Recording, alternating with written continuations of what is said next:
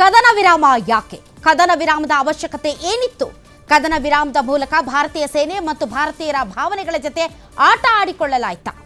ಕದನ ವಿರಾಮ ರಾಜಕೀಯ ಹಿತಾಸಕ್ತಿಯ ಒಂದು ಉದ್ದೇಶದ ಸಾಧನೆಗೆ ನಡೀತಾ? ಕದನ ವಿರಾಮವನ್ನ ಘೋಷಣೆ ಮಾಡಿದವರು ಯಾರು? ಎಲ್ಲವೂ ನಮ್ಮ ಫೇವರಲ್ಲೇ ನಡೀತಾ ಇರುವಂತಹ ಸಂದರ್ಭದಲ್ಲಿ ಇದ್ದಕ್ಕಿದ್ದಂತೆ ಮೂರನೆಯ ವ್ಯಕ್ತಿ ಕದನ ವಿರಾಮದ ಪೋಸ್ಟ್ ಹಾಕಿದ್ದಾದ್ರೂ ಯಾಕೆ? ಪರಸ್ಪರ ಮಾತುಕತೆಯ ಮೂಲಕವೇ ಬಗೆಹರಿಸಿಕೊಳ್ಳೋದಿತ್ತು ಅಂತ ಅನ್ನೋದಾದ್ರೆ ಅಮೆರಿಕ ಇದರ ಮಧ್ಯಸ್ಥಿಕೆ ವಹಿಸಿದ್ದಾದ್ರೂ ಯಾಕೆ? ಸಣ್ಣ ಮಕ್ಕಳಿಗೆ ಪಾಠ ಹೇಳುವ ರೀತಿಯಲ್ಲಿ ಕಾಮನ್ ಸೆನ್ಸ್ ಅನ್ನೋ ಪದವನ್ನು ಉಪಯೋಗಿಸಿ ಟ್ರಂಪ್ ಶಾಂತಿ ದೂತರಂತೆ ವಿಶ್ವ ಗುರುವಿಗೆ ಪಾಠ ಹೇಳಿಕೊಳ್ಳುವುದಕ್ಕೆ ಚಾನ್ಸ್ ಕೊಟ್ಟಿದ್ದಾದ್ರೂ ಯಾರು? ಹಾಗಾದ್ರೆ ಟ್ರಂಪ್ ಶಾಂತಿ ದೂತನ? ಟ್ರಂಪ್ ಮಾತನ್ನ ಕೇಳಿ ನಾವು ಯುದ್ಧ ವಿರಾಮವನ್ನ ಘೋಷಣೆ ಮಾಡುವಂತ ಸ್ಥಿತಿಗೆ ತಲುಪಿದ್ದೇವಾ? ಪಾಕಿಸ್ತಾನ ಮತ್ತು ಅಮೆರಿಕ ಈಗಾಗಲೇ ಚೀನಾ ಮತ್ತು ಅಮೆರಿಕ ಪಾಕಿಸ್ತಾನದ ಪರ ನಿಂತಿದೆ. ಆದರೆ ಭಾರತದ ಪರವಾಗಿ ಯಾವ ದೇಶಗಳು ಕೂಡ ಮುಂದೆ ಬರುತ್ತಿಲ್ಲ. ಯಾಕೆ? ಇಂಟರ್ನ್ಯಾಷನಲ್ ಐಸೋಲೇಷನ್ ಅನ್ನೋದ್ರ ಬಗ್ಗೆ ಮಾತಾಡ್ತಾ ಇದ್ದಾರೆ. ಯಾಕೆ ಈ ರೀತಿ ಆಯಿತು? ಅದರಲ್ಲೂ ಭಯೋತ್ಪಾದನೆಯ ನಮ್ಮ ವಿರುದ್ಧದ ಹೋರಾಟ ಕಾಶ್ಮೀರ ಹೋರಾಟ ಅಲ್ಲ, ಕಾಶ್ಮೀರ ನಮ್ಮದು. ಕಾಶ್ಮೀರದ ವಿಚಾರದಲ್ಲಿ ಮಧ್ಯಸ್ಥಿಕೆ ವಹಿಸೋದಕ್ಕೆ ಯಾರು ಬರೋದಕ್ಕೆ ಸಾಧ್ಯ ಇಲ್ಲ. ಯಾಕೆ ಅಂತಂದರೆ, ಒಂದು ವೇಳೆ ಕಾಶ್ಮೀರ ವಿಚಾರದಲ್ಲಿ ಏನಾದರೂ ಆಗೋದಿದ್ರೆ ಪರಸ್ಪರ ಇಂಡಿಯಾ ಮತ್ತು ಪಾಕಿಸ್ತಾನ ಮಾತುಕತೆಯ ಮೂಲಕ ಮಾತ್ರ ಬಗೆಹರಿಸಿಕೊಳ್ಳಬೇಕೇ ಹೊರತು ವಿಶ್ವದ ಯಾವುದೇ ದೇಶಕ್ಕೆ ಇದರಲ್ಲಿ ಹಸ್ತಕ್ಷೇಪ ಇಲ್ಲ, ಮಧ್ಯಸ್ಥಿಕೆ ಇಲ್ಲ. ಆದರೆ ಪಾಕಿಸ್ತಾನ ಮಾತ್ರ ಮಧ್ಯಸ್ಥಿಕೆ ವಹಿಸಿ ವಹಿಸಿ ವಹಿಸಿ ಅಂತ ಬಹಳ ದಿನಗಳಿಂದ ಕನವರಿಸ್ತಾ ಇತ್ತು. ಇವತ್ತು ಆ ಅವಕಾಶವನ್ನು ನಾವು ಪಾಕಿಸ್ತಾನಕ್ಕೆ ಯಾಕೆ ಕೊಟ್ಟಿವಿ? ಯಾಕೆ ಕಾಶ್ಮೀರವನ್ನು ಇಂಟರ್ನ್ಯಾಷನಲ್ ಇಶ್ಯೂ ಮಾಡಿದ್ದೀವಿ? ಒಟ್ಟಾರೆ ಕದನ ವಿರಾಮಕ್ಕೆ ಸಂಬಂಧಪಟ್ಟಂತೆ ಬಹಳಷ್ಟು ಪ್ರಶ್ನೆಗಳಿವೆ. ಈ ಪ್ರಶ್ನೆಗಳಿಗೆ ಉತ್ತರ ಕೂಡ ಬೇಕಾಗಿದೆ. ಈ ಉತ್ತರವನ್ನು ಕೊಡ್ತಾರಾ ನರೇಂದ್ರ ಮೋದಿ ಅವರು? ಹೌದು, ಇವತ್ತು 8 ಗಂಟೆಗೆ ನರೇಂದ್ರ ಮೋದಿ ಅವರು ಸುದ್ದಿಗೋಷ್ಠಿಯನ್ನು ನಡೆಸಲಿದ್ದಾರೆ. ಈ ಎಲ್ಲ ಪ್ರಶ್ನೆಗಳಿಗೆ ಉತ್ತರ ಅವರು ಹೇಳಬೇಕಿದೆ.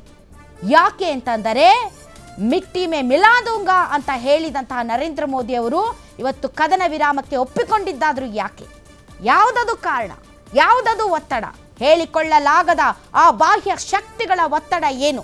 ಇದರ ಬಗ್ಗೆ ಈ ರಾಷ್ಟ್ರದ ಜನರಿಗೆ ನರೇಂದ್ರ ಮೋದಿ ಅವರು ಉತ್ತರ ಕೊಡಬೇಕಾಗಿದೆ. ಇವತ್ತು 8 ಗಂಟೆಗೆ ಉತ್ತರ ಕೊಡ್ತಾರೆ.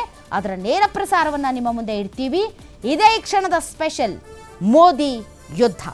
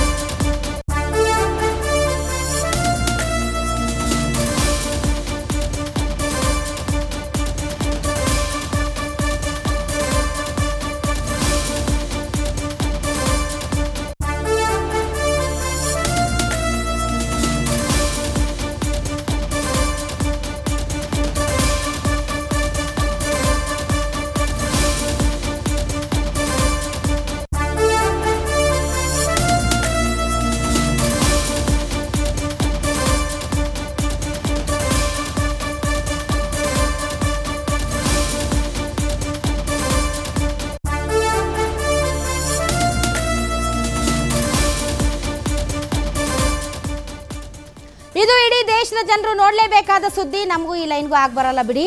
ಇಂದು ರಾತ್ರಿ 8 ಗಂಟೆಗೆ ಮಹಾ ಮಹಾ ಮಹಾ ಘಟನೆ ಏನಲ್ಲ, ಪ್ರಧಾನಿ ನರೇಂದ್ರ ಮೋದಿ ಅವರು ಮಾತಾಡ್ತಾರಷ್ಟೇ. ಏನು ಮಾತಾಡ್ತಾರೆ ಅನ್ನೋದೇ ಈಗಿರುವಂಥ ಅತಿ ದೊಡ್ಡ ಪ್ರಶ್ನೆ. ಅವ್ರು ಮಾತಾಡೋದೇ ದೊಡ್ಡ ಘಟನೆ ಅಲ್ಲ, ಅವ್ರು ಏನು ಮಾತಾಡ್ತಾರೆ ಅನ್ನೋದು ತುಂಬ ಇಂಪಾರ್ಟೆಂಟ್. ಯಾಕೆ ಅಂತಂದರೆ, ಇಡೀ ಅಂತಾರಾಷ್ಟ್ರೀಯ ಸಮೂಹ, ಅದಕ್ಕಿಂತ ಹೆಚ್ಚಾಗಿ ಪ್ರತಿಯೊಬ್ಬ ಭಾರತೀಯನು ಕೂಡ ಮೋದಿ ಅವರ ಈ ಭಾಷಣಕ್ಕೋಸ್ಕರ ಚಾತಕ ಪಕ್ಷಿಗಳಂತೆ ಕಾತರದಿಂದ ಕಾಯ್ತಾ ಇದ್ದಾರೆ. ಹೌದು, ಕದನ ವಿರಾಮ ಘೋಷಣೆಯಾಗಿದೆ. ಕದನ ವಿರಾಮವನ್ನ ಟ್ರಂಪ್ ಘೋಷಣೆ ಮಾಡಿದ್ದಾರೆ. ಹೀಗಾಗಿ ನರೇಂದ್ರ ಮೋದಿ ಅವರು ಈ ವಿಚಾರದಲ್ಲಿ ಯಾಕೆ ಮಾತಾಡಿಲ್ಲ ಅನ್ನುವಂತಹ ಒಂದು ಕೋಪ ಇದೆ ಜನರಲ್ಲಿ. ಆ ಕೋಪವನ್ನು ತಣಿಸ್ತಾರ ಇವತ್ತು ನರೇಂದ್ರ ಮೋದಿ ಅವರು. ಯಾಕೆ ಕದನ ವಿರಾಮವನ್ನು ಘೋಷಣೆ ಮಾಡಿದ್ರು? ನಾವು ಯುದ್ಧ ಪ್ರೇಮಿಗಳು ಅಲ್ಲ, ನಾವು ಅಹಿಂಸಾವಾದಿಗಳು. ಆದರೆ ಎಲ್ಲವೂ ನಾವು ಅಂದುಕೊಂಡಂತೆ ನಡೀತಾ ಇರುವಂತಹ ಸಂದರ್ಭದಲ್ಲಿ ಇದ್ದಕ್ಕಿದ್ದಂತೆ ಅಮೆರಿಕದ ಅಧ್ಯಕ್ಷ ಟ್ರಂಪ್ ಯುದ್ಧ ವಿರಾಮವನ್ನು ಘೋಷಣೆ ಮಾಡ್ತಾರೆ. ಮೊಟ್ಟ ಮೊದಲಿಗೆ ಯುದ್ಧ ಮಾಡ್ತಾ ಇರುವಂತಹ ಪಾಕಿಸ್ತಾನ ಆಗಲಿ ಭಾರತ ಆಗಲಿ ನಾವು ಕದನ ವಿರಾಮ ಕುರಿತಂತೆ ಮಾತುಕತೆ ನಡೆಸ್ತಿದ್ದೀವಿ ಅನ್ನುವಂಥ ಯಾವ ಮಾತನ್ನು ಹೇಳದೆ ಅಮೆರಿಕಾದಲ್ಲಿ ಕುಳಿತುಕೊಂಡಂತಹ ಟ್ರಂಪ್ ನಾನು ಬಹಳಷ್ಟು ಬುದ್ಧಿ ಓಡಿಸಿ ರಾತ್ರಿ ಎಲ್ಲ ಕಸರತ್ತು ಮಾಡಿ ಮಾತುಕತೆ ನಡೆಸಿ ನನ್ನ ಮಾತಿಗೆ ಅತ್ಯಂತ ವಿವೇಕದಿಂದ ಮತ್ತು ಕಾಮನ್ ಸೆನ್ಸ್ ಇಂದ ಇಬ್ಬರು ಪ್ರಧಾನಿಗಳು ಒಪ್ಕೊಂಡಿದ್ದಾರೆ ಅಂತ ಹೇಳಿದ ಮೇಲೆ ನಾವು ಇಡೀ ಪ್ರಪಂಚಕ್ಕೆ ನಮ್ಮ ಮೋದಿಯವರು ವಿಶ್ವಗುರು ಅಂತ ಅನ್ಕೊಂಡ್ವಿ. ಆದರೆ ಟ್ರಂಪ್ ಮಾತನ್ನ ಕೇಳಿ ಇವತ್ತು ಪಾಕಿಸ್ತಾನದ ಜೊತೆಗೆ ಮಾತುಕತೆಗೆ ಸಿದ್ಧವಾಗಿದ್ದಾರಲ್ಲ ನರೇಂದ್ರ ಮೋದಿ ಅವರು. ಯಾಕೆ? ಯಾವ ಒತ್ತಡ ಅದು? ಏನನ್ನ ಪಡೆದ್ವಿ ನಾವು? ಯಾವ ಉಗ್ರರನ್ನ ನಾವು ವಶಪಡಿಸಿಕೊಂಡ್ವಿ? ಉಗ್ರರ ತಾಣಗಳನ್ನ ಕೆಡವಿದ್ವಿ. ಎಷ್ಟು ಉಗ್ರರು ಹತರಾದರು. ಹಾಗಾದರೆ ಯಾವ ಷರತ್ತುಗಳ ಮೇಲೆ ಕದನ ವಿರಾಮಕ್ಕೆ ಪ್ರಧಾನಿ ಮೋದಿ ಅವರು ಒಪ್ಕೊಂಡಿದ್ದಾರೆ? ಆ ಷರತ್ತುಗಳಲ್ಲಿ ಏನೇನಿದೆ? ಯುದ್ಧ ಇಲ್ಲಿಗೆ ಮುಗಿದು ಹೋಯ್ತಾ? ಇದು ಕೇವಲ ವಿರಾಮವಾ ಅಥವಾ ಯುದ್ಧ ಇನ್ನು ಬಾಕಿ ಇದೆಯಾ? ಈ ರೀತಿಯಂತಹ ಹಲವಾರು ಪ್ರಶ್ನೆಗಳಿವೆ. ಇಷ್ಟು ದಿನ ನರೇಂದ್ರ ಮೋದಿ ಅವರು ಕೈಗೊಂಡ ಎಲ್ಲ ನಿರ್ಧಾರಗಳಿಗೆ ಇಡೀ ದೇಶದ ಜನ ಒಟ್ಟಾಗಿ ನೀವೇನ್ ಮಾಡಿದ್ರು ನಾವು ನಿಮ್ಮ ಜೊತೆಗಿರ್ತೀವಿ ಅನ್ನುವಂತಹ ಅಭಯವನ್ನ ಕೊಟ್ಟಿತ್ತು.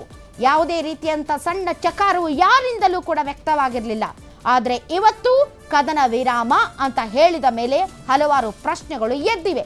ಪ್ರಜಾಪ್ರಭುತ್ವ ವ್ಯವಸ್ಥೆಯಲ್ಲಿ ಈ ಪ್ರಶ್ನೆಗಳಿಗೆ ಉತ್ತರ ಕೊಡಲೇಬೇಕು. ಆ ನಿಟ್ಟಿನಲ್ಲಿ ಇವತ್ತು 8 ಗಂಟೆಗೆ ಪ್ರಧಾನಿ ಮೋದಿ ಅವರು ಮಾತಾಡ್ತಾರೆ. 8 ಗಂಟೆ ಪ್ರಧಾನಿ ಮೋದಿ ಅವರಿಗೆ ತುಂಬ ಫೇವ್ರೆಟ್ ಟೈಮ್. ಯಾಕೆ ಅಂತಂದರೆ ನೋಟ್ ಬ್ಯಾನ್ ಸಂದರ್ಭದಲ್ಲೂ ಇದೇ ರೀತಿ ನಾನು 8 ಗಂಟೆಗೆ ಲೈವಲ್ಲಿದ್ದೆ. ಆಗ ನೋಟ್ ಬ್ಯಾನ್ ಕುರಿತಂತೆ 8 ಗಂಟೆಗೇನೆ ಅವರು ಪ್ರೆಸ್ ಮೀಟ್ ಮಾಡಿ ಅತ್ಯಂತ ದೊಡ್ಡ ಘೋಷಣೆ ಮಾಡಿದರು. ಕೊರೋನಾ ಸಂದರ್ಭದಲ್ಲೂ ಕೂಡ ಅವರು ಆಗಾಗ್ಗೆ ಆಯ್ಕೆ ಮಾಡಿಕೊಂಡಿದ್ದು 8 ಗಂಟೆಯ ಸಮಯ. ಹಾಗೆ ನೋಡಿದರೆ ಪಾಕಿಸ್ತಾನ ಕೂಡ ಏನು ದಾಳಿ ನಡೆಸ್ತಾ 4 ದಿನದಿಂದ ಅದು ಕೂಡ ಸಂಜೆ 8 ಗಂಟೆಯ ಮೇಲೇನೆ ದಾಳಿ ನಡೆಸ್ತಾ ಇತ್ತು. ಈಗ 8 ಗಂಟೆಗೆ ಇನ್ನೇನು ಕೆಲವೇ ನಿಮಿಷಗಳಲ್ಲಿ ಪ್ರಧಾನಿ ನರೇಂದ್ರ ಮೋದಿ ಅವರು ಮಾತುಕತೆಯನ್ನ ನಡೆಸ್ತಾರೆ ಭಾರತದ ಜನರ ಜೊತೆಗೆ. ಇದು ಕೇವಲ ಭಾರತೀಯರನ್ನುದ್ದೇಶಿಸಿ ಅಷ್ಟೇ ಅಲ್ಲ, ಈಗಾಗಲೇ ಇಡೀ ಪ್ರಪಂಚ ನೋಡ್ತಾ ಇದೆ ಮೋದಿ ಅವರು ಏನು ಹೇಳ್ತಾರೆ ಅಂತ. ಹಾಗಾಗಿ ಮೋದಿ ಅವರ ಭಾಷಣಕ್ಕೋಸ್ಕರ ಭಾರತ ಕಾಯುತ್ತಿದೆ. ಹಾಗಾದರೆ ಏನು ಮಾತಾಡ್ತಾರೆ ಅನ್ನೋದು ಒಂದು ಕಡೆ ಆದರೆ ಈಗಾಗಲೇ ಇಡೀ ರಾಷ್ಟ್ರದಾದ್ಯಂತ ಎದ್ದಿರುವಂತಹ ಹಲವು ಪ್ರಶ್ನೆಗಳು. ಸೊ ಆ ಪ್ರಶ್ನೆಗಳಿಗೆ ಉತ್ತರ, ಈ ಪ್ರಶ್ನೆಗಳು ನಿಜಕ್ಕೂ ಕೂಡ ಸಾಧುವ? ಈ ಪ್ರಶ್ನೆಗಳು ನಿಜಕ್ಕೂ ಅವನ್ನ ಕೇಳಬೇಕಾ ಬೇಡವಾ? ಕೇಳಲೇಬೇಕು. ಯಾಕೆ ಎಂದರೆ ಯುದ್ಧ ವಿರಾಮ ಆಗಿದೆ, ರಾಜಕೀಯದ ಮೇಲಾಟ ಶುರುವಾಗಿದೆ. ಈ ಸಂದರ್ಭದಲ್ಲೂ ನಾವು ಮಾತನಾಡದೆ ಬಾಯಿಗೆ ಬೀಗ ಹಚ್ಚಿ ಕುಳಿತುಕೊಂಡರೆ ನಾವು ಪ್ರಜಾಪ್ರಭುತ್ವದ 4ನೇ ಅಂಗ ಆಗಲ್ಲ.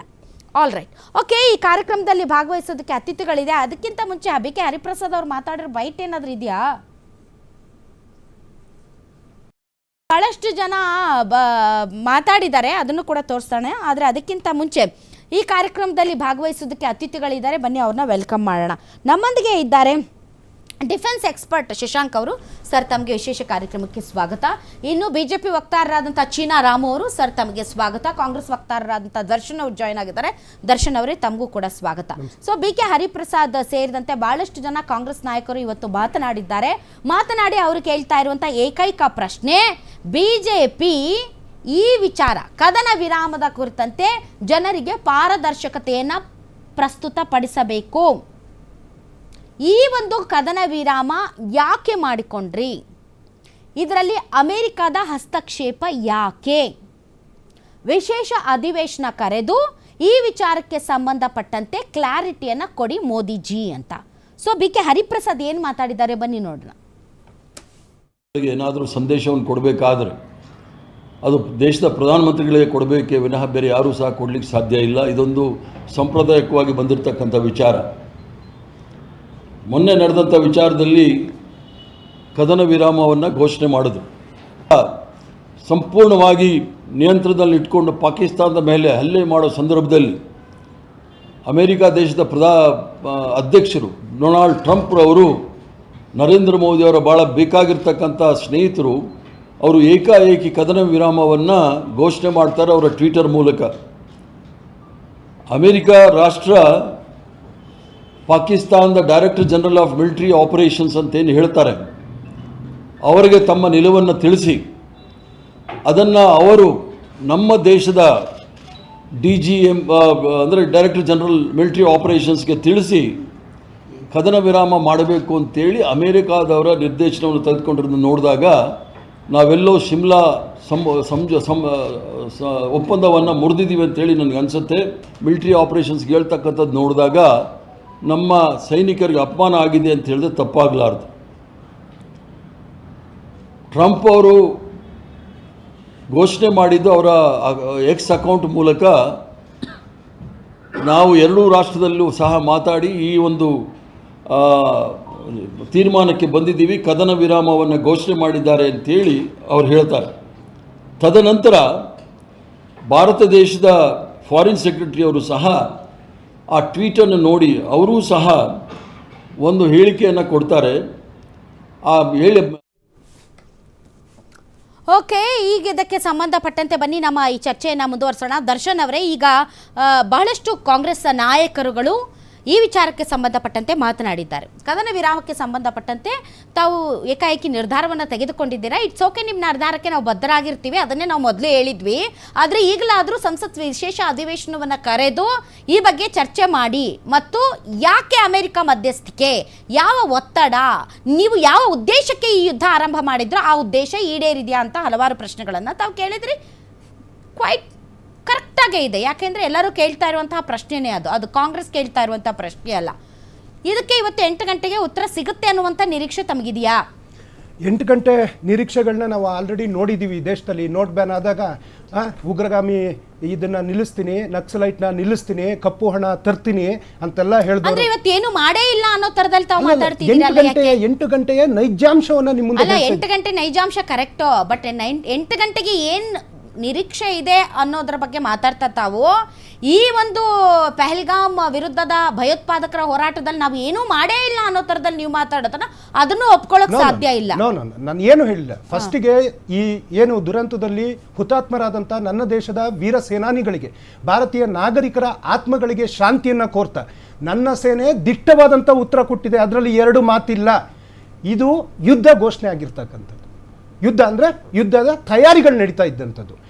ಭಾರತ ಮುನ್ನಡೆಸ್ತಾ ಇರ್ತಕ್ಕಂಥದ್ದು ನರೇಂದ್ರ ಮೋದಿಯವರ ಅಥವಾ ಡೊನಾಲ್ಡ್ ಟ್ರಂಪ್ ಅವರ ಅನ್ನುವಂಥ ಕನ್ಫ್ಯೂಷನ್ ಇಡೀ ಭಾರತ ಇದೆ. ಬಿಡಿ ಕನ್ಫ್ಯೂಷನ್, ಯಾಕೆಂದ್ರೆ ನೀವು ಸಹ ಯಾವ್ಯಾವ ರೀತಿ ಒಂದು ನ್ಯೂಸ್ಗಳಲ್ಲಿ ಕೊಡ್ತಾ ಇದ್ರಿ ಈ ದೇಶದ ಜನರಲ್ಲಿ. ಉದಾಹರಣೆ, ನಿಮ್ಮ ಗ್ಯಾರಂಟಿ ಚಾನಲಲ್ಲಿ ಬರುವಂಥ ಸುದ್ದಿಗಳನ್ನ ಕೇಳ್ತಾ ದೇಶ ಪ್ರೇಮ ಅನ್ನುವಂಥದ್ದು ಕೇಳೋದ್ರಿಂದಲೂ ಬರುತ್ತೆ, ನೋಡೋದ್ರಿಂದಲೂ ಬರುತ್ತೆ.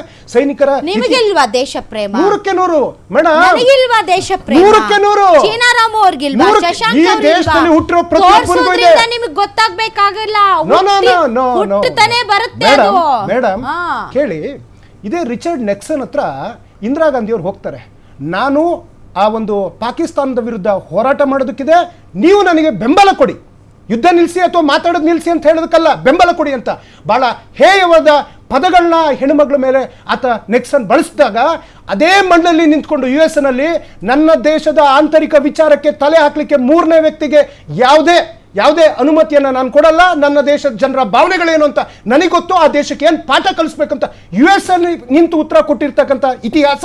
ಅದಾದಮೇಲೆ ಒಂದು ಹೆಣ್ಮಗಳು, ನೀವೊಬ್ಬರು ಹೆಣ್ಮಗಳು ಮೇಡಮ್, ಒಂದು ಚಾನಲ್ ನಡೆಸ್ತಾ ಇದ್ದೀರಾ, ಅದರಲ್ಲಿ ಇರ್ತಕ್ಕಂಥ ಏನು ಕಷ್ಟಗಳು ಮತ್ತಿನ್ನೋ ನಿಮಗೆ ಗೊತ್ತಿರ್ತದೆ. ಆ ಜವಾಬ್ದಾರಿ ತಾಂಡದ ಮೇಲೆ ಇಡೀ ದೇಶದ ಜವಾಬ್ದಾರಿ ತಾಂಡಂತ ಇಡೀ ವಿಶ್ವದಲ್ಲಿ ಒಂದು ಹೆಣ್ಣು ನಿಂತು ಇವತ್ತು ಒಂದು ದೇಶಕ್ಕೆ ಸ್ವಾತಂತ್ರ್ಯ ಕೊಟ್ಟಿದ್ದಾರೆ ಅಂತಂದರೆ ಅದು ನಮ್ಮ ಇತಿಹಾಸ. ಏನು ಮೇಡಮ್ ಇದು? ನಮ್ಮ ದೇಶದೊಳಗಡೆ 600-700 ಕಡೆಗಳಲ್ಲಿ ಸುಮಾರು 60-70 ಜಾಗಗಳಲ್ಲಿ ಇವರು ಡ್ರೋನ್ ದಾಳಿ ಮಾಡ್ತಾರೆ, ನಮ್ಮ ನಾಗರಿಕರನ್ನು ಸಾಯಿಸ್ತಾರೆ, ನಮ್ಮ ಯೋಧರು ಹುತಾತ್ಮರಾಗ್ತಾರೆ. 2 ದಿನಕ್ಕೆ ಆಯಿತು. ಇವತ್ತು ಸರ್ವಪಕ್ಷದ ಸಭೆ ಕರೆದ್ರಲ್ಲ, ಸರ್ವಪಕ್ಷದ ಸಭೆಗಳಿಗೆ 2 ಸಭೆಗಳಿಗೆ ನರೇಂದ್ರ ಮೋದಿ ಅವರು ಯಾಕೆ ಹೋಗಿಲ್ಲ? ಈಗ ಯಾಕೆ ಬಂದು 8 ಗಂಟೆಗೆ ಮಾತಾಡ್ತಾರೆ? ಅವತ್ತು ಅವರು ಜವಾಬ್ದಾರಿ ಹೊರದಕ್ಕಾಗಲಿಲ್ಲ. ನಿಮ್ಮ ಮಾಧ್ಯಮಗಳಿಗೆ ಪ್ರತಿಯೊಬ್ಬ ಪ್ರಧಾನಿಗಳು ಇಲ್ಲಿ ತನಕ ಯಾವ್ಯಾವ ಯುದ್ಧ ಆಗಿದೆ, ಇನ್ಕ್ಲೂಡಿಂಗ್ ಅಟಲ್ ಬಿಹಾರಿ ವಾಜಪೇಯಿ ಅವರು ನನ್ನ ದೇಶದ ಪ್ರಧಾನಿ, ಅವರನ್ನು ನಾನು ಹೇಳ್ತೀನಿ, ಕಾರ್ಗಿಲ್ ವಾರ್ ಆಗಿರ್ಬೋದು ಅಥವಾ ಲಾಲ್ ಬಹದ್ದೂರ್ ಶಾಸ್ತ್ರಿ ಆಗಿರ್ಬೋದು, ಜವಾಹರ್ಲಾಲ್ ನೆಹರು ಅವರಾಗಿರ್ಬೋದು, ಇಂದಿರಾ ಗಾಂಧಿ ಅವರಾಗಿರ್ಬೋದು, ಯಾವಾಗೆಲ್ಲ ದಾಳಿಗಳಾದಾಗ ಕೆಲವರು ಆಕಾಶವಾಣಿಯಲ್ಲಿ ಮಾತಾಡಿದ್ದಾರೆ, ಕೆಲವರು ಮಾಧ್ಯಮ ಉದ್ದೇಶಿಸಿ ಮಾತಾಡಿದ್ದಾರೆ, ಇನ್ಕ್ಲೂಡಿಂಗ್ ಮನಮೋಹನ್ ಸಿಂಗ್ ಅವರು ಮುಂಬೈನಲ್ಲಿ ಮಳೆ ಬರಬೇಕಾದ್ರೆ ಮಾತಾಡಿದ್ದಾರೆ. ಆದರೆ ಇವತ್ತು ಒಂದೇ ಒಂದು ಪ್ರೆಸ್ ಮೀಟ್ ಮಾಡಲಿಲ್ಲ, ಆ ಪೆಹಲ್ಗಾವ್ಗೆ ಹೋಗಲಿಲ್ಲ, ಸತ್ತವರಿಗೆ ಸಾಂತ್ವನ ಹೇಳುವಂಥ ಕೆಲಸ ಆಗಲಿಲ್ಲ, ಅವರಿಗೆ ಪರಿಹಾರ ಕೊಡಲಿಲ್ಲ. ಇವತ್ತು ನೋಡಿದರೆ ಯುದ್ಧ ನಿಲ್ಲಿಸುವಂಥ ಮಾತೇನಾದರೂ ಅಥವಾ ದಾಳಿಗಳನ್ನ ನಿಲ್ಲಿಸುವಂಥ ಮಾತೇನು ಆ ಗಟ್ಟಿಗೆ ಅದಕ್ಕೆ ನರೇಂದ್ರ ಮೋದಿ ಅವ್ರಿಗೆ ಇರಲಿಲ್ವಾ? ಯಾರು? ಡೊನಾಲ್ಡ್ ಟ್ರಂಪ್ಗೂ ಭಾರತಕ್ಕೂ ಏನು ಸಂಬಂಧ? ಇವತ್ತು ನಾವು ಭಯಪಟ್ಟಂಗಾಯ್ತಲ್ಲ ಮೇಡಮ್. ಎಷ್ಟು ವೀರಾವೇಶದಿಂದ ನಮ್ಮ ಯೋಧರು ಹೋರಾಟ ಮಾಡ್ತಾ ಇದ್ರು. ಅವ್ರು ಯಾವ ದಾಳಿಗೂ ಪ್ರತಿ ದಾಳಿಗಳನ್ನ ಮಾಡ್ತಾ ಇದ್ರು. ಅವರು ದೇಶದೊಳಗಡೆ ನುಗ್ಗಿ ನಮ್ಮ ಸೇನೆಯನ್ನು ಅಲ್ಲಿ ಬಾಂಬ್ ಹಾಕುವಂಥದ್ದು, ಡ್ರೋನ್ ಹಾಕುವಂಥದ್ದು, ಕ್ಷಿಪಣಿ ಹಾಕುವಂಥ ಕೆಲಸಗಳು, ಉಗ್ರರ ಅಡಗುತಾಣಗಳಿಗೆ ಧ್ವಂಸ ಮಾಡುವಂಥ ಕೆಲಸ, ಆ ವೀರಾವೇಶದಲ್ಲಿ ಯೋಧರು ಹೋರಾಟ ಮಾಡಬೇಕಾದ್ರೆ ನಮ್ಮ ಯೋಧರ ಒಂದು ಆತ್ಮಸ್ಥೈರ್ಯವನ್ನು ಕುಗ್ಗಿಸುವಂಥ ಕೆಲಸ ಟ್ರಂಪ್ ನಮ್ಮ ಯೋಧರು ಹೇಳಿದ್ದಾರೆ, ನಾವು ರೆಡಿ ಆಗಿದ್ದೀವಿ, ಇನ್ನು ಕಾರ್ಯಾಚರಣೆ ಮುಗ್ದಿಲ್ಲ, ಇದು ಯಾವುದೇ ರೀತಿಯಾದಂತ ದಾಳಿಗೂ ಪ್ರತ್ಯುತ್ತರ. ಇನ್ನು ಟ್ರಂಪ್ ಯಾರು ಅನ್ನೋದೇ ನನ್ನ ಪ್ರಶ್ನೆ. ಇಡೀ ಭಾರತೀಯರ ಒಂದು ಘನತೆ, ಗೌರವ ಇವತ್ತು ಟ್ರಂಪ್ ಮುಂದೆ ಅಡ ಇಟ್ಟಂಗಾಯ್ತಲ್ಲ. ನನಗೂ ಕೂಡ ಅದೇ ಪ್ರಶ್ನೆ ಇದೆ. ಯಾಕೆ ಅಂತಂದ್ರೆ ನಮ್ಮ ಉದ್ದೇಶ ಈಡೇರಿತು ಅಂತ ನಮ್ಮ ಭಾರತೀಯ ಸೇನೆಗೆ ಅನಿಸಿದರೆ, ಸಾಕು ಇಷ್ಟು ಮುಟ್ ನೋಡ್ಕೊಳ್ಳಂಗ್ ಕೊಟ್ಟಿದ್ದೀವಿ ಅಂತ ಅನಿಸಿದ್ದಾರೆ. ಟ್ರಂಪ್ನ ಮಧ್ಯಸ್ಥಿಕೆ ಬೇಕಾಗಿರ್ಲಿಲ್ಲ. ನೀವುಗಳೇ ಮಾತಾಡಬಹುದಾಗಿತ್ತು. ಆದರೆ ಊರಿಗೆ ಮುಂಚೆ ಟ್ರಂಪ್ ನಾನು ಯುದ್ಧ ನಿಲ್ಲಿಸಿದ್ದೀನಿ ಅಂತ ಒಳ್ಳೆ ಶಾಂತಿ ದೂತನ ಥರ ಪೋಸ್ಟ್ ಹಾಕ್ಕೊಂಡು, ಅದಾದ ಮೇಲೆ ಅವರ ಉಪರಾಷ್ಟ್ರಪತಿಗಳು ಇಲ್ಲ ನಾವು ರಾತ್ರಿ ಎಲ್ಲ ಮಾತಾಡ್ಬಿಟ್ವಿ, ನಾವು ಅದೇನೇನೋ ಮಾಡ್ತೀವಿ, ಎರಡು ರಾಷ್ಟ್ರಗಳ ಜೊತೆಗೆ ನಮ್ಮ ವ್ಯವಹಾರ ಆಗಿರ್ಬೋದು ಅಥವಾ ಆರ್ಥಿಕತೆಯ ದೃಷ್ಟಿಯಿಂದ ನಾವು ತುಂಬ ಚೆನ್ನಾಗಿರ್ತೀವಿ, ಮತ್ತು ನಾವು ಇಬ್ಬರು ಒಪ್ಪಬಹುದಾದಂಥ ಬೇರೆ ಯಾವುದೋ ಒಂದು ಪ್ರದೇಶದಲ್ಲಿ ಕುಳಿತು ಮಾತನಾಡ್ತೀವಿ, ಇಷ್ಟೆಲ್ಲ.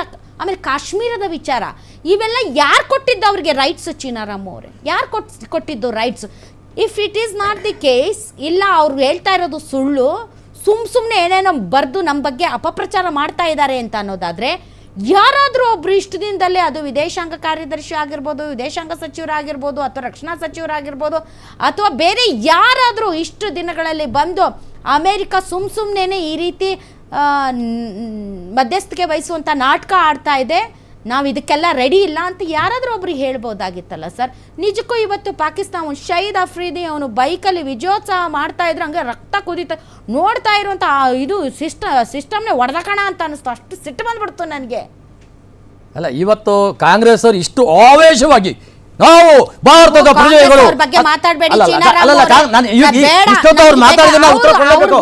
ಮೋದಿ ಅವರ ಬಗ್ಗೆ ಮಾತಾಡಿದ್ದಾರೆ, ದೇಶದ ಬಗ್ಗೆ ಮಾತಾಡಿದ್ದಾರೆ, ಸೈನಿಕರ ಬಗ್ಗೆ ಮಾತಾಡಿದ್ದಾರೆ.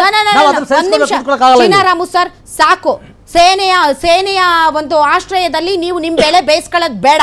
ಒಂದು ನಿಮಿಷ ನಿಲ್ಲಿಸಿ. ನೀವು ಮಾತಾಡಬೇಕಾಗಿರೋದು ಕಾಂಗ್ರೆಸ್ ಬಗ್ಗೆ ಅಲ್ಲ, ನೀವು ಮಾತಾಡ್ತಾ ಇರಬೇಕಾಗಿರೋದು ಈಗ ದೇಶದ ಪ್ರಶ್ನೆಗಳಿಗೆ. ಪ್ರಶ್ನೆ ಒಂದು, ಕದನ ವಿರಾಮ ಯಾರ ನಿರ್ಧಾರ? ಕದನ ವಿರಾಮವನ್ನ ಘೋಷಿಸಿದ್ದು ಪೂರ್ಣ ಪ್ರಮಾಣವಾಗಲ್ಲ. ಇವತ್ತು 12ನೇ ತಾರೀಕು ಘೋಷಣೆ ಮಾಡಿದ್ಯಾರು? ಟ್ರಂಪ್ ಘೋಷಣೆ ಮಾಡಿದ್ರು. ಟ್ರಂಪ್ ಅವ್ನು ನಮ್ಮ ದೇಶದವನಲ್ಲ, ಅವ್ನು ಏನೋ ಒಂದು ಹಿರಿಯನ ಅನ್ಕೊಂಡು ದೇಶದ ಯಾರಿಗೆ ಹಿರಿಯಣ್ಣ ಅವನು ಮಾತಾಡಿದಾನೆ? ಯಾರಿಗೆ? ಪಾಕಿಸ್ತಾನಕ್ಕೆ ಹಿರಿಯಣ್ಣ ಅವನು. ಪಾಕಿಸ್ತಾನಕ್ಕೆ ದುಡ್ಡು ಕೊಟ್ಟ, ಫಂಡ್ ಕೊಟ್ಟ, ಯುದ್ಧ ವಿಮಾನ ಕೊಟ್ಟ, ಪಾಕಿಸ್ತಾನದ ಜೊತೆಗೆ ಇನ್ನು ಆರ್ಥಿಕವಾಗಿ ವ್ಯವಹಾರ ಇಟ್ಕೋತೀನಿ ಅಂತ ಹೇಳ್ತಾ ಇದ್ದಾನೆ. ಪಾಕಿಸ್ತಾನದವನ್ನ ಮುಂದೆ ಇಟ್ಕೊಂಡು ಪಾಕಿಸ್ತಾನದ ಹೆಗಲ ಮೇಲೆ ಬಂದೂಕಿಟ್ಟು ಚೀನಾಗೆ ಹೊಡಿಬೇಕು ಅವನು, ಅಮೇರಿಕ. ಅದಕ್ಕೆ ಅವನು ಅಲ್ಲಿ ಬಂದ. ಅವನು ಯಾರು? ಈಗ ಆತನ ಮಾತಿಗೆ ಯಾರು ಬೆಲೆ ಕೊಡುವಂತ ಪರಿಸ್ಥಿತಿಯಲ್ಲಿ ಭಾರತದ ಪ್ರಧಾನಮಂತ್ರಿಗಳಿಲ್ಲ. ಪ್ರಧಾನಮಂತ್ರಿಗಳು ನೇರವಾಗಿ ಹೇಳಿದ್ದಾರೆ, ಯಾವುದೇ ಮೂರನೇ ವ್ಯಕ್ತಿಗಳು ನಮ್ಮ ಇವತ್ತು ಹೇಳಿದ್ದಾರೆ. ಅವರು ಬರ್ತಾ ಇದೆ, ಎಲ್ಲಾ ನ್ಯೂಸ್ಗಳಲ್ಲೂ ಬಂದಿದೆ, ಬರ್ತಾ ಇದೆ. ಮೂರನೇ ವ್ಯಕ್ತಿಗಳು ಮಧ್ಯಪ್ರವೇಶ ನಾವು ಒಪ್ಪೋದಿಲ್ಲ, ನಮ್ಮ ನಿರ್ಧಾರ ನಾವು ತಗೊಳ್ತೇವೆ. ಟ್ರಂಪ್ ಅವರು ಘೋಷಣೆ ಮಾಡಿದ 1 ತಾಸಿನಲ್ಲಿ ವಿದೇಶಾಂಗ ಇಲಾಖೆಯ ಕಾರ್ಯದರ್ಶಿಗಳು ಒನ್ಲೈನ್ ಸ್ಟೇಟ್ಮೆಂಟ್ ಅಲ್ಲಿ ಎಸ್ ನಾವು ದಾಳಿಗಳನ್ನ ನಿಲ್ಲಿಸಿದ್ದೇವೆ ಅಂತ ಹೇಳಿ ಹೋಗ್ತಾರೆ. ಇವತ್ತು ಯಾರಿಗೂ ಯುದ್ಧ ಅನ್ನೋದು ಅವಶ್ಯಕತೆ ಇಲ್ಲ, ಯುದ್ಧ ಬೇಕಾಗಿಲ್ಲ. ನೋಡಿ, ಪಾಕಿಸ್ತಾನದಲ್ಲಿ ಕಳೆದುಕೊಂಡ್ರು ಅಂತ ಅಲ್ಲಿಯ ಮಾಧ್ಯಮಗಳು ಹೇಳಿದಾಗ ಮಮ್ಮಲ ಮರಗಿದ್ದು ನಮ್ಮ ದೇಶದ ಜನ. ಆಮೇಲೆ ಯುದ್ಧದ ಸಂದರ್ಭದಲ್ಲಿ ಗಡಿಯಲ್ಲಿ ನಿಂತು ಪ್ರಾಣ ಕಳೆದುಕೊಳ್ಳುವಂಥ ಆ ಚಿಕ್ಕ ಹುಡುಗರ ತಾಯಂದ್ರ ಆಕ್ರಂದನ ನೋಡಿದಾಗ ಯುದ್ಧ ಯಾರಿಗೂ ಬೇಕಾಗಿಲ್ಲ ಸರ್, ನಮಗೂ ಬೇಡ, ನಿಮಗೂ ಬೇಡ. ದೇಶಕ್ಕೋಸ್ಕರ ತನ್ನ ಎಳೆ ಕಂದಮ್ಮಗಳನ್ನು ತಾಯಂದ್ರು ಕಳಿಸ್ತಾರಲ್ಲ, ಅವರು ಪ್ರತಿ ದಿನ ಸಾಯ್ತಿರ್ತಾರೆ, ಅಯ್ಯೋ ನನ್ನ ಮಗನಿಗೆ ಏನಾಗುತ್ತೆ ಅಂತ. ಇದೇ ನಮ್ಮ ಬಾರ್ಡ್ರಲ್ಲಿರುವಂಥ ಮುರಳಿ ನಾಯ್ಕ್ ತೀರ್ಕೊಂಡ, ಎಷ್ಟು ಚಿಕ್ಕ ಹುಡುಗ. ಸೊ ಅಂಥವನ್ನೆಲ್ಲ ನೋಡಿದಾಗ ಯುದ್ಧ ಎಲ್ಲದಕ್ಕೂ ಉತ್ತರ ಅಲ್ಲ, ನಮಗೂ ಗೊತ್ತಿದೆ. ಆದರೆ ಇಟ್ಟಾಗಿದೆ ಹೆಜ್ಜೆ, ಕೊಟ್ಟಾಗಿದೆ ಸರಿಯಾಗಿ ಪೆಟ್ಟು. ಆದರೆ ಅದನ್ನು ಸರಿಯಾಗಿ ಇತ್ಯರ್ಥ ಮಾಡಿಕೊಳ್ಳಬೇಕಾದಂಥ ಜವಾಬ್ದಾರಿ ನಮ್ಮದು. ನಾವು ಬಗೆಹರಿಸಿಕೊಳ್ಳಬೇಕಾದಂಥ ವಿಚಾರನ ಇನ್ನೊಬ್ಬನ ಕೈಲಿ ಕೊಟ್ಟುಬಿಟ್ಟು ನಾವು ಅವ್ರು ಆಡಿಸೋ ಕೈಗೊಂಬೆ ಥರ ನಾವು ಇದ್ದೀವಿ ಅಂತಂದರೆ ಅದನ್ನು ಅರಗಿಸ್ಕೊಳ್ಳೋಕ್ಕಾಗ್ತಾಯಿಲ್ಲ. ಬಿಕಾಸ್ ನಾವು ಮೋದಿ ಅವ್ರನ್ನ ತುಂಬ ದೊಡ್ಡ ಸ್ಥಾನದಲ್ಲಿಟ್ಟಿದ್ದೀವಿ. ಟ್ರಂಪ್ಗಿಂತ ನಮಗೆ ಮೋದಿ ಅವರ ವ್ಯಕ್ತಿತ್ವ, ಮೋದಿ ಅವರ ಚರಿಷ್ಮ, ಮೋದಿ ಅವ್ರು ಹಂಗೆ ಕಾಣ್ತಾರೆ ನಮಗೆ, ಅದನ್ನು ನಮ್ಗೆ ಅರಗಿಸ್ಕೊಳ್ಳೋಕ್ಕಾಗ್ತಾ ಇಲ್ಲ. ಹಾಗಾಗಿನೇ ಇವತ್ತು 8 ಗಂಟೆಗೆ ಅವರು ಉತ್ತರ ಕೊಡ್ತಾರೆ. ಆ ಉತ್ತರದಲ್ಲಿ ಯಾವ ರೀತಿ ಇರುತ್ತೆ ಮೋದಿಯವರು ಕೊಡ್ತಕ್ಕಂಥ ಉತ್ತರ ಟ್ರಂಪ್ಗೆ, ಯಾವ ರೀತಿ ಇರುತ್ತೆ ಚೈನಾದವ್ರಿಗೆ, ಯಾವ ರೀತಿ ಇರುತ್ತೆ ಪಾಕಿಸ್ತಾನದವ್ರಿಗೆ, ಭಯೋತ್ಪಾದಕರನ್ನು ಹೇಗೆ ನಿಗ್ರಹಿಸ್ತೀವಿ ಅಂತಕ್ಕಂಥದ್ದು ಮಾತನ್ನು ದಿಟ್ಟವಾಗಿ ಹೇಳ್ತಾರೆ. ಯಾವುದೇ ಡಬಲ್ ಗೇಮ್ ಮಾಡಲ್ಲ. ಈ ಕಾಂಗ್ರೆಸ್ ಅವರು ನೋಡಿ, ಬೆಳಗ್ಗೆ ನಮ್ಮ ಹರಿಪ್ರಸಾದ್ ಅವರು ಇಲ್ಲ ನಮ್ಮ ಮಿತ್ರ ರಾಷ್ಟ್ರ ಅಂತ ಕರಿಬೇಕು, ಶತ್ರು ರಾಷ್ಟ್ರ ಕರಿಬಾರ್ದು ಅಂತ ಅಸೆಂಬ್ಲಿಯಲ್ಲಿ ಮಾತಾಡಿದಂಥವ್ರು ಇವತ್ತು ಅದೇ ರೀತಿ ಸ್ಟೇಟ್ಮೆಂಟು ಕೊಡ್ತಾ ಇದ್ದಾರೆ. ಇವತ್ತು ಕಾಂಗ್ರೆಸ್ ಅವರು ಇಬ್ಬರಿಗೆಯ ನೀತಿಯನ್ನು ಅನುಸರಿಸೋದು ಬೇಡ. ಇದು ದೇಶ. ಈ ದೇಶದ ವಿಷಯ ಬಂದಾಗ ದೇಶವನ್ನು ನಾವು ಯಾವುದೇ ರೀತಿಯಲ್ಲಿ ಬಿಟ್ಕೊಡಬಾರದು. ಕಾಂಗ್ರೆಸ್, ಬಿಜೆಪಿ, JDS ಇನ್ನೊಂದು ಪಾರ್ಟಿ ಬಿಟ್ಟಿಲ್ಲ. ಆದ್ರೆ ಇವತ್ತು ಮಾತಾಡ್ತಕ್ಕಂಥ ವ್ಯಂಗ್ಯವಾದ ಮಾತುಗಳು. ಏನು ವ್ಯಂಗ್ಯ ಎಲ್ಲಿದೆ ಅದು? ಇದು ಪ್ರಶ್ನೆ. ಈ ಪ್ರಜಾಪ್ರಭುತ್ವ ವ್ಯವಸ್ಥೆಯಲ್ಲಿ ಜನ ಅಫ್ಜಲ್ ಗುರು ಪಾರ್ಲಿಮೆಂಟ್ ಮೇಲೆ ಬಾಂಬ್ ಹಾಕಿದಾಗ ಅವ್ರು ರಕ್ಷಣೆ ಮಾಡಿದವರು ಯಾರು? ನೀವು ಹಾಕಿದಲ್ಲ ಬಿಡ್ರಿ, ಬಿಡಿ. ಮಾತಾಡಲಿಲ್ಲ ನಾನು ಇಷ್ಟೊತ್ತು ನಿಮ್ ಜೊತೆ ನಾನು ಅಡ್ಡ ಬರ್ಲಿಲ್ಲ ನಿಮ್ಮ ಮಾತಿಗೆ. ಸುಮ್ಮನೆ ಇರ್ಬೇಕು. ಕಸಾಬನ್ನ ಇವತ್ತು ಹೋಟ್ಲಲ್ಲಿ ಹೋಗಿ ಆ ಜನ ಸಾಯಿಸಿದಾಗ ಸಾಬ್ ಬಿರಿಯಾನಿ ಕೈ ಮುಗಿದ್ರಲ್ಲ. ಈ ದೇಶ ಪ್ರಧಾನಿ ಮಾತಾಡಕ್ ಹೋಗ್ಬೇಡಿ. ದೇಶದ ಆಂತರಿಕ ಭದ್ರತೆ ದೇಶದ ವಿಷಯದಲ್ಲಿ ಯಾವ ಕಾರಣಕ್ಕೂ ರಾಜಿ ಆಗೋದಿಲ್ಲ. ನಾವು ರಾಜಿ ಆಗೋದಿಲ್ಲ. ದೇಶ ಇವತ್ತು ನಿಂತಿದೆ. ಇವತ್ತು ದೇಶ ಪ್ರೇಮಿಗಳು, ದೇಶಭಕ್ತರು ಕಾಯ್ತಾ ಇದ್ದೇವೆ. ನೋಡಿ, ನಾನು ಆಗ್ಲೇ ಹೇಳಿದೆ, ನೀವು ಮಾತಾಡುವಾಗ ನಾನು ಮಾತಾಡದೆ ಕೂತಿದ್ದೆ, ನನ್ಗೂ ಕುದೀತಾ ಇತ್ತು. ನಿಮ್ಮ ಮಾತನ್ನು ಕೇಳುವಾಗ ನಿಮ್ಮ ಮಾತು ಅಷ್ಟೊಂದು ವಿಕೃತವಾಗಿತ್ತು. ಈ ಮಾತುಗಳನ್ನು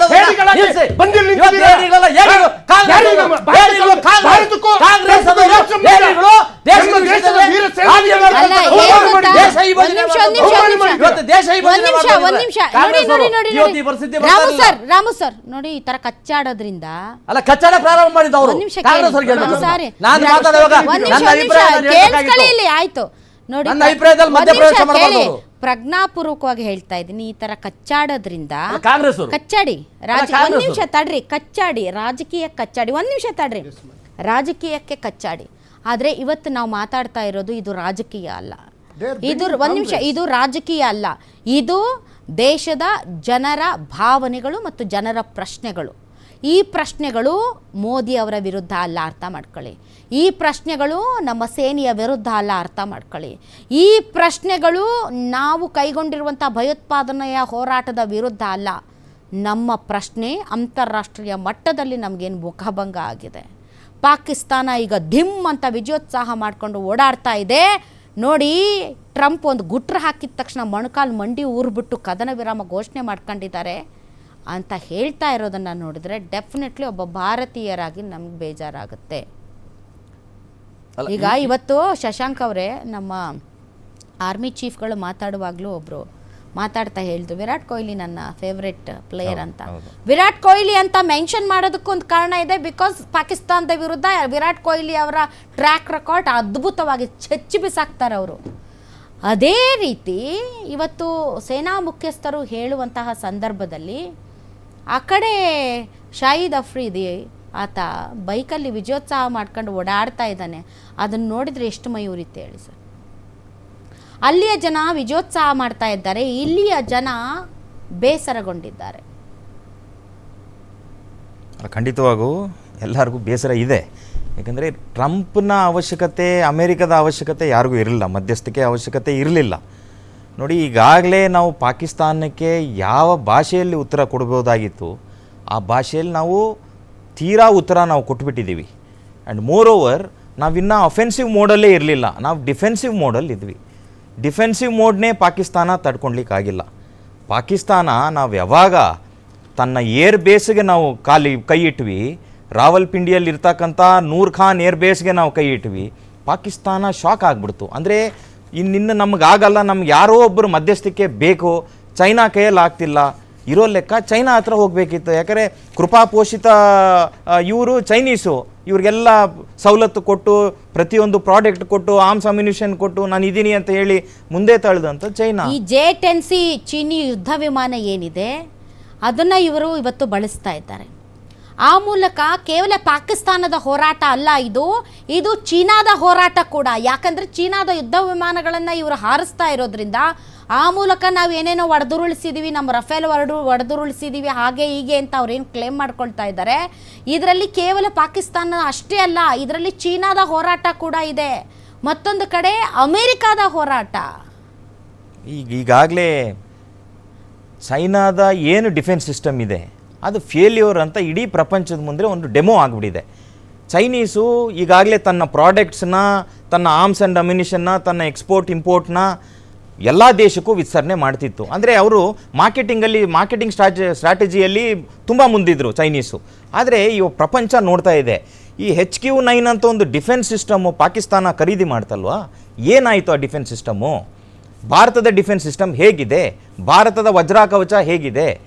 ನೀವು J-17 ಬಗ್ಗೆ ಮಾತಾಡ್ತಿದ್ರೆ J-17 ಫೇಲ್ಯೂರ್ ಅಂತ ಈಗ ಗೊತ್ತಾಗಿದೆ. ಈ ವಾರಲ್ಲಿ ಬಳಕೆ ಮಾಡಿದಾಗಲ್ವಾ ಗೊತ್ತಾಗೋದು. ಅಲ್ಲಿಗೆ ಇಡೀ ಪ್ರಪಂಚಕ್ಕೆ ಗೊತ್ತು, ಚೈನಾ ಒಂದು ಮಟೀರಿಯಲ್ನ ನಿಮಗೆ ಕೊಡುತ್ತೆ, ಒರಿಜಿನಾಲಿಟಿ ಇರಲ್ಲ, ಡ್ಯೂಪ್ಲಿಕೇಟ್ ತಯಾರು ಮಾಡೋದ್ರಲ್ಲಿ ಚೈನಾ. ಈಗ ನೋಡಿ, ಈಗ ಆಯಿತು, ಪಾಕಿಸ್ತಾನ ಮೀಡಿಯಾಗಳನ್ನು ಬಿಟ್ಬಿಡೋಣ. ಬ್ರಿಟನ್ನ ಟೆಲಿಗ್ರಾಫ್ ರಫೇಲ್ನ J-10C ಚೀನಿ ಯುದ್ಧ ವಿಮಾನ ಒಡೆದುರುಳಿಸಿದೆ ಅಂತ ಬರ್ಕೊಂಡಿದೆ. ನಾವು ಅಂತಾರಾಷ್ಟ್ರೀಯ ಮಟ್ಟದಲ್ಲಿ ಈ ರೀತಿಯಾದಂತಹ ಫಾಲ್ಸ್ ನ್ಯೂಸ್ಗಳನ್ನು, ಈ ರೀತಿಯಾದಂತಹ ಫಾಲ್ಸ್ ಪ್ರೊಪಗಾಂಡಾಗಳನ್ನು ಸೃಷ್ಟಿ ಮಾಡ್ತಾ ಇರುವಂತಹ ಅಂತಾರಾಷ್ಟ್ರೀಯ ಮಟ್ಟದ ಸುದ್ದಿವಾಹಿನಿಗಳು ಮತ್ತು ಸುದ್ದಿ ಪತ್ರಿಕೆಗಳು, ಇವುಗಳಲ್ಲಿ ತಪ್ಪು ಮಾಹಿತಿ ಬಂದಾಗ ನಮ್ಮ ಕರ್ತವ್ಯ ಏನು ಇರೋದಿಲ್ವಾ? ಸರಿ ಮಾಡೋದು ನಮ್ಮ ಕರ್ತವ್ಯ. ನೀವು ಪ್ರತಿನಿತ್ಯ DGMO ಬಂದು ಪ್ರೆಸ್ ಬ್ರೀಫ್ ಮಾಡ್ತಾ ಇರೋದು ಯಾತಕ್ಕೆ ಅಂದ್ಕೊಂಡಿದ್ದೀರಿ ನೀವು? ಯಾವುದ್ರ ಬಗ್ಗೆ ಅವ್ರು ಹೇಳ್ತಿದ್ದಾರೆ? ನಮ್ಮ ಏರ್ಬೇಸ್ ಹೇಗಿದೆ ಪಿಕ್ಚರ್ ತೋರಿಸ್ತಿದ್ದಾರೆ, ನಾವು ಯಾವುದನ್ನು ಡ್ಯಾಮೇಜ್ ಮಾಡಿದ್ದೀವಿ ವಿತ್ ಪ್ರೂಫ್ ತೋರಿಸ್ತಿದ್ದಾರೆ. ಅಂದರೆ ಪ್ರಪಂಚ ನೀವು ಏನು ಪ್ರೊಪಗಾಂಡಾ ಮಾಡಿ, ನೀವು ಯಾವುದೇ ಸುಳ್ಳು ಹೇಳಿ, ಇಡೀ ಪ್ರಪಂಚ ನೋಡಿ, ಬ್ರಿಟನ್ನ ಪೇಪರಲ್ಲಿ ಬರುತ್ತೆ, ನ್ಯೂಯಾರ್ಕ್ ಟೈಮ್ಸಲ್ಲಿ ಬರುತ್ತೆ, ಮತ್ತೊಂದು ಕಡೆ ಚೀನಾದ ವಿದೇಶಾಂಗ ಸಚಿವ ಹೋಗ್ಬಿಟ್ಟು ಅಮೆರಿಕಾದ ಆಫೀಸಲ್ಲಿ ವಿಜಯೋತ್ಸವಕ್ಕೆ ಹೋಗ್ತಾನೆ, ಮತ್ತೊಂದು ಕಡೆ ಅಮೇರಿಕಾ ಇಷ್ಟೆಲ್ಲ ಕೋತಿ ದೇಶ ಅಂತ ಗೊತ್ತಿದ್ರೂ ಕೂಡ ಫಂಡ್ಗಳನ್ನ ರಿಲೀಸ್ ಮಾಡುತ್ತೆ. ಅಮೇರಿಕಾ, ಚೀನಾ ಭಾರತದ ಜೊತೆ ನಿಂತ್ಕೊಳ್ಳೋದು ಬಿಟ್ಬಿಟ್ಟು ಪಾಕಿಸ್ತಾನದ ಜೊತೆ ನಿಂತ್ಕೊಳ್ಳುತ್ತೆ. ಅಂದರೆ ಈ ಇಂಟರ್ನ್ಯಾಷನಲ್ ಐಸೋಲೇಷನ್ ಅಂದರೆ ಭಾರತ ಏಕಾಂಗಿ ಆಗ್ಬಿಡ್ತಾ? ಅಲ್ಲ, ಖಂಡಿತವಾಗೂ ಭಾರತ ಏಕಾಂಗಿ ಆಗಿಲ್ಲ. ಭಾರತ ಏಕಾಂಗಿ ಆಗಿದ್ರೆ ಮೊದಲು ಭಾರತ ಹೋಗಿ ಕದ ತಡ್ತಿತ್ತು ಅಮೆರಿಕದ್ದು, ನೋಡಿ ನಮ್ಗೆ ಈ ಥರ ಆಗ್ತಿದೆ, ನಮಗೆ ಸಹಾಯ ಮಾಡಿ ಅಂತ. ಭಾರತ ಅಮೆರಿಕಕ್ಕೆ ಹೇಳೋ ಮಟ್ಟಿಗೆ ಒಂದು ಸೂಪರ್ ಪವರ್ ನೇಷನ್ ಆಗಿದೆ. ಹಾಗಾದ್ರೆ ಯಾಕೆ ಈಗ ಉದಾಹರಣೆಗೆ ಸರ್, ನಾನು ಸುಮ್ಮನೆ ಹಿಂಗೆ ಮಾತಾಡ್ತಿದ್ದೀನಿ ಅಂತಲ್ಲ, ಇದು ನನ್ನ ಪ್ರಶ್ನೆ ಅಲ್ಲ, I am sorry to say this, ಇದು ಜನರ ಪ್ರಶ್ನೆಗಳು ಇವು. ಯಾಕೆಂದ್ರೆ ಪ್ರಶ್ನೆ ಕೇಳಬಾರ್ದು ಅಂತ ಏನಿಲ್ಲ. ಆಯಿತು, ಈಗ ಯುದ್ಧ ನಡೀತಾ ಇತ್ತು, ಯುದ್ಧದ ಸಂದರ್ಭ ಇದ್ದಾಗ ಯಾರೂ ಪ್ರಶ್ನೆ ಕೇಳಲ್ಲ, ಇಡೀ ದೇಶ ಯಾವ ರೀತಿ ಒಗ್ಗಟ್ಟಾಗಿ ನಿಲ್ತು ನಿಮಗೆ ಗೊತ್ತಿದೆ, ಯಾರು ತುಟಿ ಪಿಟ್ಟಕ್ಕನ್ನಿಲ್ಲ. ಆದರೆ ಇವತ್ತು ಕದನ ವಿರಾಮ ಘೋಷಣೆ ಆದ ಮೇಲೆ ಕೆಲವೊಂದು ಪ್ರಶ್ನೆಗಳು ಹೇಳ್ತಾ ಇದ್ದಾವೆ, ಅದಕ್ಕೆ ಉತ್ತರ ಕೊಡಬೇಕಾದಂಥ ಜವಾಬ್ದಾರಿ ಆಳುವ ಸರ್ಕಾರದ್ದು, ಅವ್ರು ಕೊಡ್ತಾರೆ. ಮೋದಿಯವರು 8 ಗಂಟೆಗೆ ಬರ್ತಾರೆ. ಈಗ ನೋಡಿ, ದೇಶದಲ್ಲಿರುವಂಥ ಉಗ್ರಗಾಮಿಗಳು ಸತ್ತರೆ ಅವರನ್ನು ಹುತಾತ್ಮರು ಎಂದು ಅವರಿಗೆ ತಮ್ಮ ರಾಷ್ಟ್ರಧ್ವಜವನ್ನು ಹೊತ್ತಿಸಿ ಅವರಿಗೆ ಸಲಾಂ ಹೊಡೆದು ಸಮಾಧಿ ಮಾಡ್ತಾರೆ. ನಂಬರ್ 1. ನಂಬರ್ 2, ಒಂದು ದೇಶದ ರಕ್ಷಣಾ ಸಚಿವರು ತನ್ನ ದೇಶದೊಳಗೆ ಓದ್ತಾ ಇರುವಂಥ ಮುಗ್ಧ ಮಕ್ಕಳಿಗೆ ಹೇಳ್ತಾನೆ, ನೀನು ಜಿಹಾದಿ ಆಗಬೇಕು, ನೀನು ಉಗ್ರ ಆಗಬೇಕು ಅಂತ. ನಂಬರ್ 3, ಪುಲ್ವಾಮಾದಂತಹ ಭಯಾನಕ ಕೃತ್ಯಗಳನ್ನು ಒಂದು ರಾಜತಾಂತ್ರಿಕ ವ್ಯವಸ್ಥೆಯಲ್ಲಿ ಉತ್ತಮ ದಾಳಿ ಅಂತ ಇಡೀ ಪಾಕಿಸ್ತಾನದ ಬೀದಿಯಲ್ಲಿ ಅವರು ಸಂಭ್ರಮಾಚರಣೆ ಮಾಡ್ತಾರೆ. 4. 5, ಯಾವ ದೇಶದಲ್ಲಿ ಒಸಾಮಾ ಬಿನ್ ಲ್ಯಾಡನ್ನನ್ನು ಹೊಡೆದಾಕಿದ್ರು, ಯಾವ ದೇಶದಲ್ಲಿ ಲಷ್ಕರ್ ಇ ತೌಬಾ, ಜೈಷೆ ಮೊಹಮ್ಮದ್, ಹಕ್ಕಾನಿ ನೆಟ್ವರ್ಕ್ ಮತ್ತು ಜಮಾತುಲ್ಲಾ ಅನ್ನುವಂಥ ಆತಂಕವಾದಿಗಳ ದೊಡ್ಡ ಭದ್ರಕೋಟೆ ಇದೆಯೋ, ಯಾವ ದೇಶದಲ್ಲಿ ಹಫೀಜ್ ಸಯೀದ್, ಮಸೂದ್ ಅಜರ್, ಸೈದ್ ಮೀರ್, ದಾವೂದ್ ಇಬ್ರಾಹಿಂನಂತಹ ಪೈಶಾಚಿಕರು ತಮ್ಮ ಮನೆಗಳನ್ನು ಮಾಡ್ಕೊಂಡಿದ್ದಾರೋ, ಒಂದು ದೇಶದ ಮಾತನ್ನು ಮುಂದಿಡುವಂತಹ ಆರ್ಮಿ ಚೀಫ್ ಒಸಾಮಾ ಬಿನ್ ಲ್ಯಾಡನ್ಗೆ ಬಾಂಬ್ ತಯಾರು ಮಾಡ್ತಾ ಇದ್ದಂಥ ಒಬ್ಬ ವ್ಯಕ್ತಿಯ ಮಗ ಅಂತ ತಿಳಿದಿದ್ರೂ ಕೂಡ ಆತನನ್ನು ಆರ್ಮಿ ಚೀಫ್ ಮಾಡಿ 2018ರಿಂದ 2022ರವರೆಗೆ ಉಗ್ರಗಾಮಿಗಳ ಲಿಸ್ಟ್ನಲ್ಲಿ, ಗ್ರೇ ಲಿಸ್ಟ್ನಲ್ಲಿ ಇದ್ದಂತಹ ಪಾಕಿಸ್ತಾನಕ್ಕೆ ಇಷ್ಟೆಲ್ಲ ಸಾಕ್ಷಿಗಳಿದ್ರು ಫಂಡ್ ರಿಲೀಸ್ ಮಾಡ್ತಾರೆ ಅಮೇರಿಕಾ ಅಂದರೆ ಅದರ ಉದ್ದೇಶ ಏನು? ಅದರ ಉದ್ದೇಶಕ್ಕೆ ಒಪ್ಪಿ ನಾವು ಇವತ್ತು ಕದನ ವಿರಾಮ ಘೋಷಣೆ ಮಾಡ್ಕೊಳ್ತೀವಿ ಅಂತಂದರೆ ಏನು ಒತ್ತಡ ಅದು? ಅಂದರೆ ನೋಡಿ, ಕದನ ವಿರಾಮ ಏನು ಅಂತ ಫಸ್ಟ್ ಅರ್ಥ ಮಾಡ್ಕೊಬೇಕು. ಕದನ ವಿರಾಮ is not A full stop, it's A pass. ನಾವು ಪಾಸ್ ಮಾಡಿದ್ದೀವಿ ಅಷ್ಟೇ. 2 ಕಡೆಯಿಂದ ಸೀಸ್ ಫೈರ್ ಸ್ಟಾಪ್ ಆಗಿದೆ. ಸರ್, ನಮ್ಮ ಉದ್ದೇಶ ಈಡೇರಿತಾ? ಹಾಗಾದ್ರೆ ಅಲ್ಲ, ನಮ್ಮ ಉದ್ದೇಶ ಏನಿತ್ತು ಮೊದಲು ಅದು ಅರ್ಥಕೊಬೇಕು ನಾವು. ನಾವು ಪ್ರಪಂಚಕ್ಕೆ ಹೇಳಿದ್ದೇನು, ನಮ್ಮ ಉದ್ದೇಶ ಟೆರರಿಸಮ್ನ ಎರಾಡಿಕೇಟ್ ಮಾಡಬೇಕು, ಟೆರರಿಸ್ಟ್ ಲಾಂಚ್ ಪ್ಯಾಡ್ ಏನಿದೆ ಅದನ್ನ ಧ್ವಂಸ ಮಾಡಬೇಕು. ಇಡೀ ವಿಶ್ವಕ್ಕೆ ಮುಳ್ಳಾಗಿರೋದು ಟೆರರಿಸ್ಟು. ಟೆರರ್ ಏನಿದೆ ಪ್ರತಿಯೊಂದು ದೇಶನೂ ಕಿತ್ತು ತಿಂತಾ ಇದೆ, ಅದನ್ನ ಭಾರತ ದೇಶ ಸಹಿಸಲ್ಲ.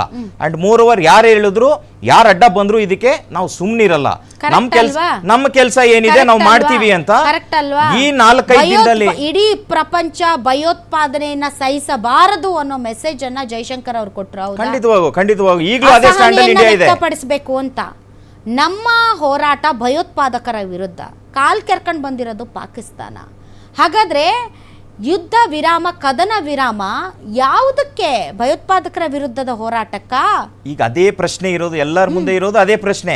ಈಗ ನಮ್ಮ ಉದ್ದೇಶ ಇದ್ದಿದ್ದು ಇದು ಎರಾಡಿಕೇಟ್ ಮಾಡಬೇಕು, ಉಗ್ರಗಾಮಿಗಳನ್ನ ಎಲ್ಲ ಇದು ಮಾಡಬೇಕು ಅಂತ. ಆಯ್ತಾ? ಈಗ ಪಾಕಿಸ್ತಾನದ ಸಾಕಷ್ಟು ನಷ್ಟ ಮಾಡಿದೀವಲ್ಲ ನಾವು. ಮಾಡಿದ್ದೀವಿ, ಭಯ ಪಟ್ಟಿದ್ದಾರೆ. ಈಗ ಅವ್ರು ಭಯ ಪಟ್ಟಿದೀವಿ ಅಂತ ಅವ್ರು ಹೇಳ್ತಿದಾರ.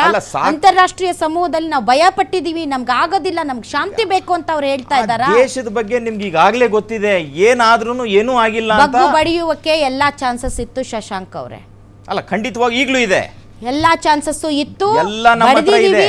ಈಗಲೂ ಮಂಡಿ ಊರಿಸಿ, ಅಮೆರಿಕ ಅಲ್ಲ, ಚೀನಾ ಅಲ್ಲ, ಈಗಲೂ ಮಂಡಿ ಊರಿಸಿ ನಮ್ಮ ಹತ್ರ ವಿಲವಿಲ್ಲ ಅಂತ ಒದ್ದಾಡಿ ಸಾರಿ ಕೇಳುವಂಥ ಸಂದರ್ಭಕ್ಕೆ ಅವ್ರನ್ನ ತೆಗೆದುಕೊಂಡು ಬರುವಂಥ ಎಲ್ಲ ಸಾಧ್ಯತೆಗಳು ಇತ್ತು.